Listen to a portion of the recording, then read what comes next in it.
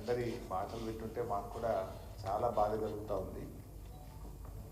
అయితే ముందు రెండు విషయాలుగా ఈ అంశాన్ని డీల్ చేద్దాం.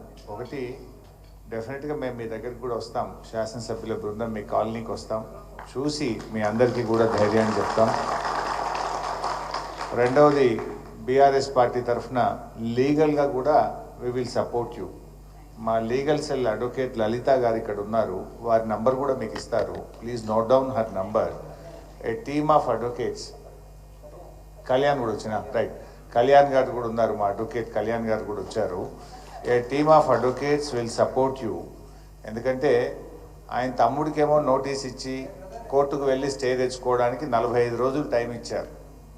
కానీ పేదవాళ్ళకు మాత్రం రాత్రికి రాత్రి వచ్చి బుల్డోజర్లు పెట్టి కూలగొడుతున్నారు. అంటే పేదవాడికి ఒక న్యాయం, నీ కుటుంబ సభ్యులకు ఒక న్యాయం అన్నట్టుగా తయారైపోయింది రాష్ట్రంలో. అందువల్ల మా లీగల్ సెల్ అడ్వకేట్స్ కూడా, ఎందుకంటే మీరందరూ మాట్లాడుతుంటే మేము విన్నాం, మీకు రిజిస్ట్రేషన్ ఆఫీస్లో ల్యాండ్ రిజిస్టర్ అయ్యి కొనుక్కున్నారు, కష్టార్జితం డబ్బులతో కొనుక్కున్నారు. మున్సిపాలిటీకి వెళ్ళి అప్లై చేస్తే ఫీజు తీసుకొని మున్సిపల్ పర్మిషన్ ఇచ్చారు. తర్వాత మీరు ఇల్లు కట్టుకోవడానికి బ్యాంకుకు వెళితే ఆ డాక్యుమెంట్స్ పరిశీలించి బ్యాంకు మీకు లోన్ ఇచ్చింది. ఇల్లు కట్టుకున్న తర్వాత మున్సిపల్ ట్యాక్స్ కడుతున్నారు, విద్యుత్ కనెక్షన్ తీసుకొని బిల్లు కడుతున్నారు, వాటర్ కనెక్షన్ తీసుకొని బిల్లు కడుతున్నారు. అన్నీ కూడా ప్రభుత్వమే. మీకు ప్రభుత్వాలు మారచ్చు, ఒకప్పుడు కాంగ్రెస్ ఉండొచ్చు, మధ్యలో తెలుగుదేశం ఉండొచ్చు, తర్వాత బీఆర్ఎస్ ఉండొచ్చు, తర్వాత కాంగ్రెస్ ఉండొచ్చు. Government is a continuous process. A government అయినా కొత్త నిర్ణయాలు తీసుకుంటే అది ప్రాస్పెక్టివ్ ఉండాలి తప్ప రెట్రాస్పెక్టివ్ ఉండకూడదు. మరి గతంలో మీ కాంగ్రెస్ ప్రభుత్వం అధికారంలో ఉన్నప్పుడు 1993లో కూడా ఇల్లు కట్టుకున్నామని ఒక సోదరిమని చెప్పింది. మరి అప్పుడు కాంగ్రెస్ గవర్నమెంటే ఉంది కదా, అంతకుముందు నువ్వు ఉన్న తెలుగుదేశం ప్రభుత్వమే ఉంది కదా. అప్పుడున్న ప్రభుత్వాలు అనుమతించినప్పుడు, లోన్లు తీసుకున్నప్పుడు, ఇప్పుడు తిరిగి వాటిని కూల్స్తామంటే అది అన్యాయం, అది అక్రమం, విచ్ ఇస్ నాట్ కరెక్ట్. అయినా నువ్వు చేస్తున్న గొప్ప పని ఏంటి? సుందరీకరణ. ఇప్పుడు కేసీఆర్ గారు మిషన్ భగీరథ పెడితే ప్రతి ఇంటికి త్రాగునీరు ఇవ్వడం కోసం ఒక ప్రాజెక్టు చేసిందంటే ప్రజలకు ఉపయోగపడ్డది.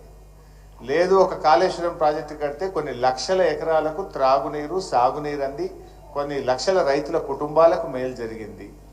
నువ్వు ఏంటి ఇప్పుడు మూసీలో గోదావరి నీళ్లు బారిస్తా అంటే నువ్వు పారించేది గోదావరి నీళ్లు కాదు చెల్లి అన్నట్టు ఈ పేద మధ్యతరగతి ప్రజల రక్తం బారించేటువంటి ప్రయత్నం చేస్తున్నావు.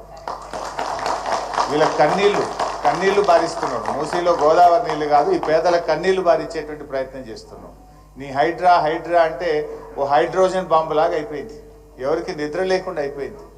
ఏ రాత్రి ఏమవుతుందో అని చెప్పి ఆ సోషల్ మీడియాలో కొన్ని ఇల్లు కూలగొడుతున్న దృశ్యాలు చూస్తే అసలు మా ఇల్లు ఏమవుతుంది అనేటువంటి ఒక ఆందోళనలో ఉన్నారు.